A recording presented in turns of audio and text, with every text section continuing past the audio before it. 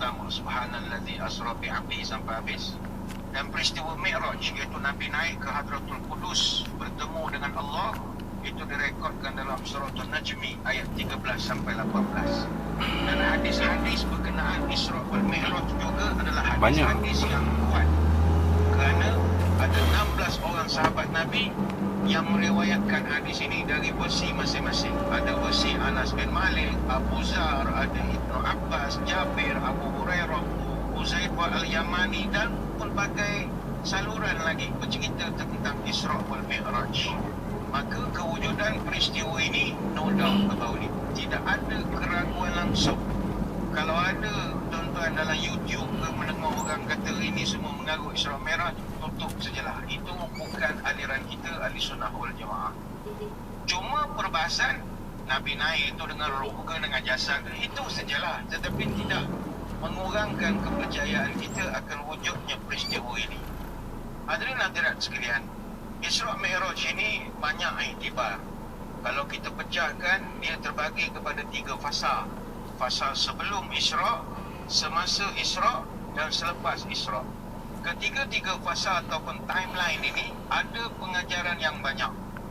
Dalam konteks perbicaraan kita pada malam ini, saya limitkan perbahasan kita kepada peristiwa yang berlaku semasa Isra wal Mi'raj. Satu cuplikan kecil daripada peristiwa yang ditempuh oleh Nabi SAW yang menjadi pelajaran berharga untuk kita. Apakah peristiwa tersebut? Ketika melakukan Isra, baginda Nabi telah dipertemukan dengan barisan para Nabi. Nabi ada bertemu dengan Nabi Adam di langit pertama. Kemudian dipertemukan dengan Nabi Yahya dan Isa di langit kedua. Kemudian dipertemukan dengan Nabi Yusuf di langit ketiga. Langit keempat dipertemukan dengan Nabi Idris. Langit yang kelima dipertemukan dengan Nabi Harun. Langit yang keenam dipertemukan dengan Nabi Musa. Dan langit yang ketujuh Nabi bertemu dengan Nabi Ibrahim alaihissalatu wassalam. Daripada 7 Nabi ini, yang nak kita fokuskan adalah Nabi Yusuf. Mengapakah Nabi daripada 124,000 Nabi, Nabi dipertemukan dengan 7 Nabi ini saja? Pasti ada rahsia di sebaliknya. Kerana kita tahu bahawa sebelum Nabi pergi Isra Mi'raj, Nabi sedang berada dalam keadaan down, Amul Husnul, Year of Sorrow. Nabi agak dimotivasi, tidak bermotivasi lagi kerana banyak peristiwa-peristiwa penentangan yang berlaku. Maka diadakan satu program yang sekarang ni dipanggil sebagai program regenerasi. Dipertemukan kembali Nabi dengan senior-senior dia dahulu, supaya dia aturkan gerak perjuangan dia. Kerana apa yang kau buat ini pernah ditempuh 7 orang ini. Jadi itu 7 Nabi ni ada signifikan. Tetapi salah satu daripada Nabinya Nabi Yusuf. Apa istimewanya Nabi Yusuf ini? Peristiwa Nabi bertemu dengan para Nabi ini bukanlah cerita rekaan para penceramah ataupun dongeng ataupun penglipur lara. Tidak. Ini adalah sabit dengan hadis. Fantalaqa bi Jibrilu hatta atas sama'a dunya fastaftaha. Lalu Jibril ketika bawa Nabi naik ke atas langit, ketika langit itu dibuka, penjaga langit itu bertanya kepada Jibril, "Man hadza?" Maka dijawab oleh Jibril, "Qala Jibril, saya Jibril." "Wa man ma'aka?" Penjaga langit tanya, "Ente datang dengan siapa?" Jibril jawab, "Muhammad." Inilah Muhammad. Kemudian ditanya, "Wa qad ursila ilaihi?" Adakah Muhammad dah diutuskan? Maka Jibril menjawab, "Na'am, dia telah diutuskan." Lalu penjaga langit pertama mengatakan, "Marhaban bihi fa ni'mal maji'u ja'a." Welcome. Selamat datang untuk Nabi Muhammad, dan ini adalah sebaik-baik kedatangan orang yang datang. Fa fataha. Lalu langit pertama terbuka. Walamma khalastu fa idza fiha Adam. Nabi cerita bila langit terbuka, aku nombor 1 berjumpa seorang lelaki namanya Adam. Siapa yang perkenalkan? Jibril. Kata Jibril, "Hadza abuka Adam." Ini bapa engkau Adam. Bapa maknanya dia bapa segala manusia lah. Ini bapamu Adam. Fasallim alaih. Beri salam pada dia. Maka kata Nabi, "Fasallamtu alaih." Faradda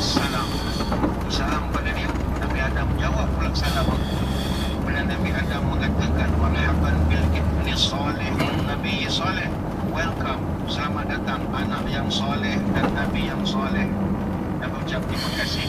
Kemudian kata Nabi, summa sa'ida bi hatta atas sama thaniyah. Kemudian aku pun diangkat naik sampai ke langit yang kedua. Fastaftaha. Maka bila Jibril kenalkan diri, pintu langit yang kedua terbuka. Walamma khalastu idza Yahya wa Isa wa huma banal khalati. Dan bila aku naik ke atas, Jibril perkenalkan yang dua orang ini adalah Nabi Yahya dan seorang lagi Nabi Isa, kata Jibril alaihissalam. Kemudian kata Jibril, fasallim alaihima, beri salam. Ini semua otai-otai semua ni. Nabi fasallam tu faradas salam, thumma qala, aku beri salam pada mereka berdua dan mereka ucapkan marhaban bil akhi salih wan nabi salih. Selamat datang wahai saudara kami yang baik daripada nabi-nabi yang baik. Terima kasih Nabi ucapkan. Kemudian summa sa'ida bi ila sama'i salisah. Aku naik sampai ke langit ketiga, kata Nabi, fa futiha, dibukakan pintu langit itu. Falamma khalastu idza Yusufu. Bila aku sampai, ada di situ Nabi Yusuf. Maka kata Jibril kepada Nabi, fasallim alaih, beri salam pada Nabi Yusuf. Fasallamtu alaih faraddu thumma qala, dia pun jawab salam aku, dia pun mengata marhaban bil akhi salih wan nabi salih, welcome, selamat datang wahai Nabi yang saleh daripada anak-anak keturunan yang saleh. Kita cerita sampai pintu langit ketiga sajalah, sebab Nabi Yusuf jadi ketiga, yang lain Musa, Ibrahim tu lain, tahulah jadi ketiga orang lain, itu cerita. Kenapa Nabi bertemu dengan Nabi Yusuf? Cerita Nabi bertemu dengan Nabi Yusuf ni begitu menarik sekali.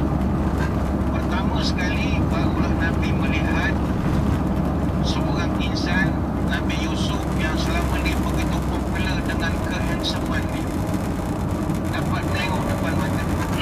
Tetapi wajar untuk kita kongsi malam ini, tuan-tuan jangan ingat Nabi kita tak handsome. Jangan. Majoriti Nabi semua handsome. Semua Nabi handsome. Sebagaimana kata Qatadah dalam satu hadis, ma ba'asallahu nabiyyan ila hasanal wajhi hasanal sauti wa kana nabiyyukum sallallahu alaihi wasallam hasanal wajhi hasanal sauti wa kana la yurajja'. Dalam satu hadis disebutkan Allah tak akan mengutus seorang nabi kecuali nabi itu mesti wajahnya tampan dan suaranya indah merdu. Dan nabimu dianugerahkan wajah yang tampan dan suara yang merdu, dan dia tidak membaca doa dengan suara yang terketar-ketar. Jadi kalau tuan-tuan telah mimpi jumpa Nabi, jangan mewaskan doa supaya mimpi jumpa Nabi dalam tidur dia. Antara tanda kita mimpi jumpa Nabi adalah orang itu handsome. Mana kalau tuan-tuan mimpi, dalam mimpi tu orang yang tuan-tuan nampak tu muka pecah rumah, itu bukan Nabi. Dia prasyarat nombor satu, handsome. Tak kira lah rupa siapa, Arab ke Mat Salim. Kalau handsome, ada dah potensi betul tu ada.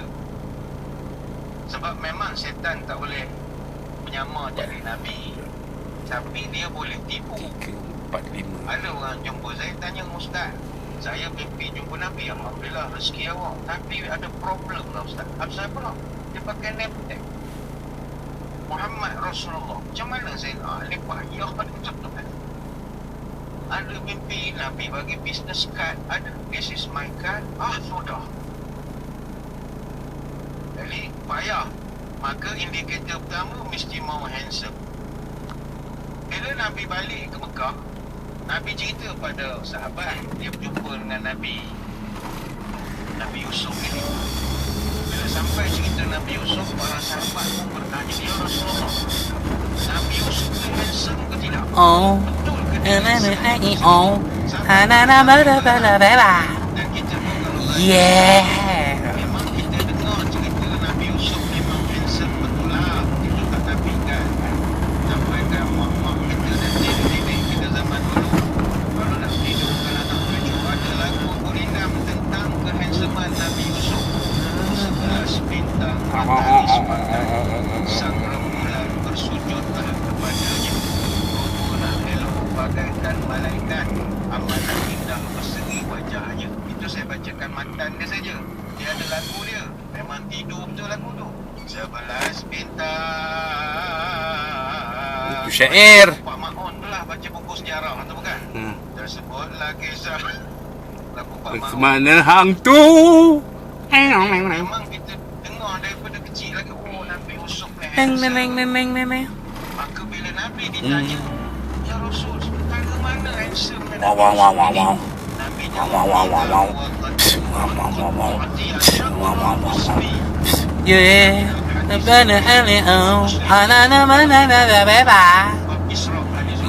Yeah. Yeah.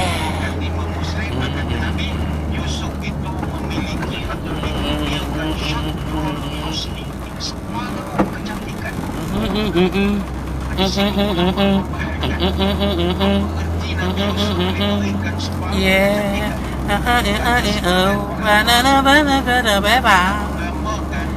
Yeah.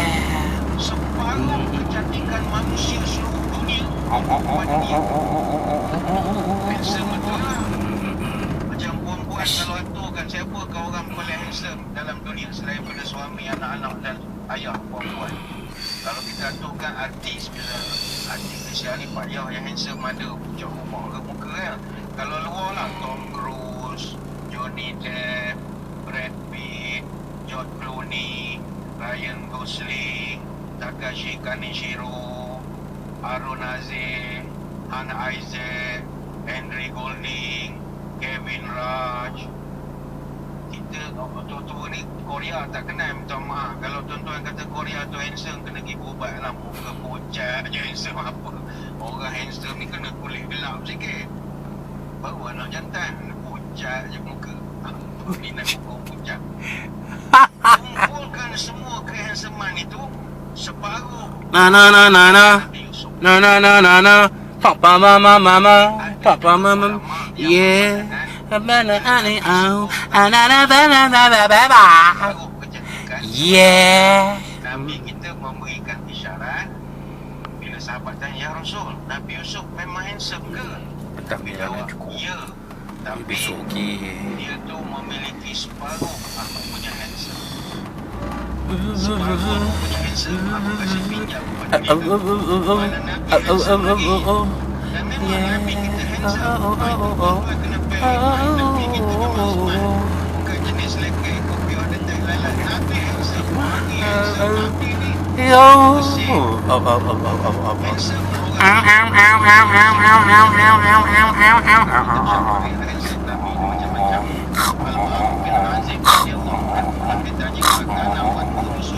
Yeah. Adakah muka Nabi ni macam pedang, tirus ke apa ke? La, bal misal qamar. Tak, muka Nabi ni macam bulan purnama, bagaikan rembulan. Indah sekali ni hadis riwayat Bukhari.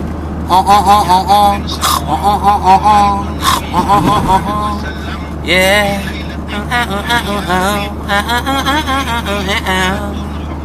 Yeah, I got a baggy bow.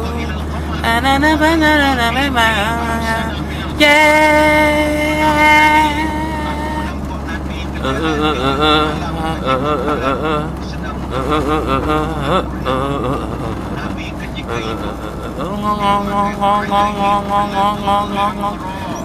memakai pakaian warna merah. Maka aku berganti-ganti memandang Nabi dengan bulan. Bila tengok bulan itu, ternyata Nabi lebih handsome daripada bulan. Nabi di mana berseri begitu cantik. Jadi Nabi kita lebih handsome lah daripada Nabi Yusuf. Itu kita cerita je. Kata Syed Muhammad bin Alawi bin Abbas Al-Maliki rahimahullah, dia bercerita, Allah tidak menunjukkan kehandsoman wajah Nabi secara keseluruhan di muka bumi. Hanya satu keindahan dari 10 bahagian saja yang diperlihatkan kepada makhluk. Andai yang 9 bahagian itu ditunjukkan, maka orang-orang akan mengiris hati tanpa terasa kerana indahnya wajah Nabi. Zaman Nabi Yusuf, wanita yang tergila-gila pada dia hanya mengiris jari. Tapi Nabi mengiris hati, mengiris jiwa. Tak tidur kita terkenang-kenang dan wajah manusia berbiasa. Nabi kita, Nabi kita. Ini panjanglah uraiannya.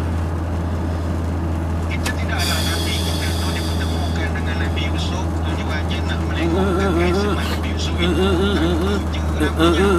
Kenapa Allah mengatakan Nabi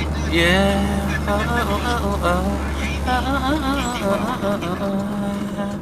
kalau kita imbas kembali sebelum Isra, Nabi yang dikhianati oleh orang Mekah dan juga orang Mekah. Ini sejarahnya.